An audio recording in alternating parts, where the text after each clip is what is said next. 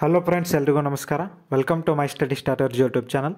So ಈ ಒಂದು ವಿಡಿಯೋದಲ್ಲಿ ಇವತ್ತು ನಡೆದಂಥ PDO ಕ್ವಶನ್ ಪೇಪರ್ನ GK ಪೇಪರ್ನ ಯಾವ ಒಂದು ವಿಷಯದ ಮೇಲೆ ಎಷ್ಟು ಕ್ವಶನ್ಗಳನ್ನ ಕೇಳಲಾಗಿದೆ ಅಂತ ಈ ಒಂದು ವಿಡಿಯೋದಲ್ಲಿ ನೋಡೋಣ.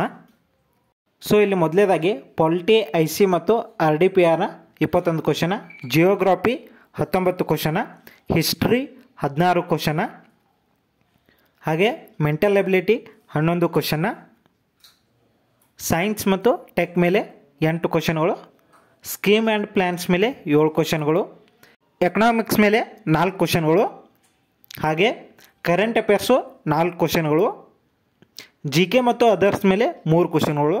ಟೋಟಲ್ ಆಗಿ 100 ಕ್ವಶನ್ಗಳು ಬಂದಿದ್ದು.